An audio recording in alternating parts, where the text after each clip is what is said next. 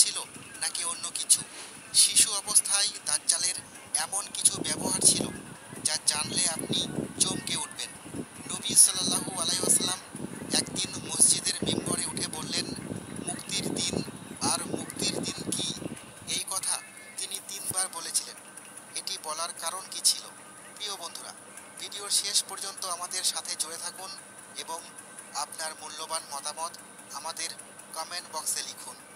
দাজ্জালের আবির্ভাব কিয়ামতের অন্যতম বড় নিদর্শনগুলোর মধ্যে একটি। তাই আল্লাহর সব নবী রাসূলই তাদের জাতি ও অনুসারীদের দাজ্জালের ফিতনা সম্পর্কে সতর্ক করেছেন। প্রিয় নবী সাল্লাল্লাহু আলাইহি ওয়াসাল্লাম বলেছেন, আল্লাহ এমন কোনো নবীকে প্রেরণ করেননি যিনি তার উম্মতকে একচোখা মিথ্যাবাদী দাজ্জাল সম্পর্কে সতর্ক করেননি। জেনে রেখো, সে একচোখা আর তোমাদের প্রতিপালক একচোখা নন। তার 2 চোখের মাঝে কাফির লেখা থাকবে, যা প্রত্যেক ঈমানদার ব্যক্তি পড়তে পারবে। তিনি আরও বলেছেন যে দাজ্জাল পৃথিবীতে 40 দিন অবস্থান করবে এবং মানুষকে আল্লাহর প্রতি বিশ্বাস থেকে দূরে সরানোর চেষ্টা করবে। এই সম্পর্কে নবীজি সাল্লাল্লাহু আলাইহি ওয়াসাল্লাম বলেন, এর মধ্যে প্রথম দিন হবে একটি বছরের মতো, দ্বিতীয় দিন হবে একটি মাসের মতো, আর তৃতীয় দিন হবে সপ্তাহের মতো, এবং তার বাকি দিনগুলি স্বাভাবিক দিনের মতো হবে। মসিহ দাজ্জাল সম্পর্কে বলা হয়েছে যে তার পিতা ও মাতা 30 বছর ধরে সন্তানহীন ছিলেন। এরপর তাদের একটি একচোখা পুত্র সন্তান জন্ম নেয়, যে ছিল সবচেয়ে ক্ষতিকর এবং সবচেয়ে কম উপকারী। তার চোখ দুটি ঘুমিয়ে পড়ত, কিন্তু তার হৃদয় জাগ্রত থাকত।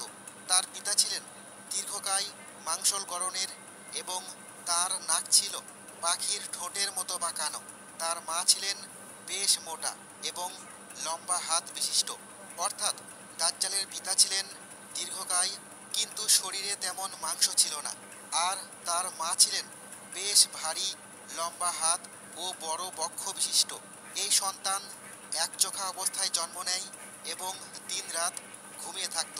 সে খুব সামান্যই দুধ পান করত, যার ফলে তার মায়ের শরীরে অতিরিক্ত দুধ জমে গিয়ে বিষক্রিয়ায় তার মৃত্যু হয়। এরপর তার পিতা ছাগল ও গরুর দুধ খাইয়ে তাকে বড় করতে থাকে। দাজ্জাল সবসময় ঘুমিয়ে থাকত, এমনকি তার পিতা অনেক সময় ধরে ভাবতেন যে সে হয়তো মারা গেছে। নিশ্চিত হতে তিনি তার বুকের কাছে কান লাগিয়ে হৃদস্পন্দন পরীক্ষা করতেন। নবী সাল্লাল্লাহু আলাইহি ওয়াসাল্লাম এ সম্পর্কে বলেছেন, তার চোখ ঘুমিয়ে পড়বে কিন্তু তার হৃদয় কখনো ঘুমাবে না। সে ছিল এক প্রকার পক্ষাঘাতগ্রস্ত, যে নিজের জায়গা ছেড়ে নড়াচড়া করতে পারত না। নবী সাল্লাল্লাহু আলাইহি ওয়াসাল্লাম দাজ্জালের চেহারা সম্পর্কে বিস্তারিত বর্ণনা দিয়েছেন। আব্দুল্লাহ ইবনে উমর রাদিয়াল্লাহু তাআলা আনহু থেকে বর্ণিত, একদিন রাসূলুল্লাহ সাল্লাল্লাহু আলাইহি ওয়াসাল্লাম সাহাবাদের মাঝে দাজ্জালের বিষয়ে আলোচনা করে বলেন, মসিহ দাজ্জাল তার ডান চোখে একচোখা হবে, তার চোখ হবে ফোলানো আঙ্গুরের মতো উঁচু। দাজ্জাল মিথ্যাভাবে দাবি করবে যে সেই আল্লাহ। তার দেখানো নানা চমকপ্রদ ঘটনা ও মিথ্যা অলৌকিক কাণ্ড দেখে অনেকে বিভ্রান্ত হয়ে তাকে বিশ্বাস করবে। দাজ্জাল মানুষের ঈমান পরীক্ষা করতে বিভিন্ন ধরনের ফিতনা ও প্রতারণার আশ্রয় নেবে। তার সঙ্গে থাকবে জান্নাত ও জাহান্নামের মতো কিছু। তবে যে জিনিসকে সে জান্নাত বলবে সেটি আসলে জাহান্নাম। নবী সাল্লাল্লাহু আলাইহি ওয়াসাল্লাম বলেছেন, আমি তোমাদের তাকে নিয়ে সতর্ক করেছি, যেমন নূহ আলাইহিস সালাম তার জাতিকে সতর্ক করেছিলেন। দাজ্জালের ফিতনা হবে মানব ইতিহাসের সবচেয়ে ভয়ঙ্কর পরীক্ষা, কারণ আল্লাহ তাআলা তাকে এমন সব অতিপ্রাকৃত ক্ষমতা দেবেন যা মানুষের চিন্তা শক্তিকে হতবাক করে দেবে। খ্রিস্টানরা মনে করবে যে সেই ঈসা ইবনে মারিয়াম। যখন সে প্রকাশ পাবে তখন প্রথমে ইরানের আসপাহান নগরী থেকে 70,000 ইহুদি তার অনুসরণ করবে। সে পৃথিবীর এক প্রান্ত থেকে অন্য প্রান্তে বাতাসের গতির মতো দ্রুত ছুটে বেড়াবে, যা দেখে মানুষ আতঙ্কিত হয়ে পড়বে। মানুষ তার ভয়ে পালিয়ে লুকিয়ে থাকবে, কারণ সে পৃথিবীর প্রায় প্রতিটি স্থানে পৌঁছে যাবে। তবে সে মক্কা ও মদিনার সীমানায় প্রবেশ করতে পারবে না, কারণ সেখানকার রক্ষক ফেরেশতারা তাকে সেখানে প্রবেশ করতে দেবে না। মুহজিন ইবনে আদরা রাদিয়াল্লাহু তাআলা আনহু থেকে বর্ণিত, রাসূলুল্লাহ সাল্লাল্লাহু আলাইহি ওয়াসাল্লাম একদিন খুতবায় বললেন, মুক্তির দিন। আর এই মুক্তির দিন কি? এই কথা তিনি 3বার বললেন। সাহাবারা জিজ্ঞাসা করলেন, হে আল্লাহ রাসূল, মুক্তির দিন কি? তিনি বললেন, দাজ্জাল যখন আসবে তখন সে উহুদ পাহাড়ে উঠে মদিনার দিকে তাকিয়ে তার অনুসারীদের বলবে, তোমরা কি এই সাদা প্রাসাদটি দেখতে পাচ্ছ? এটি নবী মুহাম্মদ সাল্লাল্লাহু আলাইহি ওয়াসাল্লামের মসজিদ। তারপর সে মদিনার দিকে তাকাবে, কিন্তু শহরের প্রতিটি প্রবেশ পথে তলোয়ার উঁচিয়ে ফেরেশতাগণ পাহারা দেবেন। এরপর সে জুরফ নামক অঞ্চলের এক সমতল ভূমিতে অবস্থান নেবে এবং সেখানে তাঁবু স্থাপন করবে।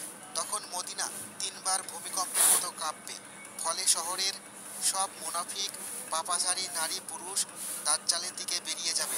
সেটাই হবে মুক্তির দিন, যেদিন মদিনা মুনাফিক ও পাপাচারীদের হাত থেকে মুক্তি পাবে। দাজ্জালের সঙ্গে থাকবে দুটি নদী, একটি সে জান্নাতের নদী বলে দাবি করবে, আর অন্যটি জাহান্নামের নদী হিসেবে পরিচয় দিবে। মানুষ তার তথাকথিত জান্নাতের পানি পান করতে চাইবে, কিন্তু সেটি আসলে জ্বলন্ত আগুন হবে। আর যে ব্যক্তি তার জাহান্নাম বলে দাবিকৃত নদীতে প্রবেশ করবে, সে আসলে জান্নাতে প্রবেশ করবে। আল্লাহ তাআলা তার সঙ্গে শয়তানদের পাঠাবেন, যারা মানুষদের সঙ্গে কথা বলবে এবং ভয়ঙ্কর ফিতনার সৃষ্টি করবে। দাজ্জাল আকাশকে আদেশ দেবে, ফলে মানুষের চোখের সামনে বৃষ্টি হবে এবং জমিনে ফসল গজাবে। সে একজন মানুষকে হত্যা করবে এবং সবার সামনে আবার জীবিত করে বলবে, হে মানুষ, এই কাজ কি আল্লাহ ছাড়া আর কেউ করতে পারে? এই কথা শুনে অনেকে তাকে সত্যিকারের প্রভু মনে করে বিশ্বাস করবে এবং তার অনুসারী হবে। ধীরে ধীরে তার ফিতনা ছড়িয়ে পড়বে আর তার অনুসারীর সংখ্যা বৃদ্ধি পাবে। কেবল অল্প সংখ্যক প্রকৃত মুমিন তার ফিতনা থেকে রক্ষা পাবে। তারা সিরিয়ায় জাবাল আর দোখান নামক স্থানে আশ্রয় নেবে। তখন দাজ্জাল তাদের ঘেরাও করবে এবং চরম কষ্টের মুখে ফেলবে।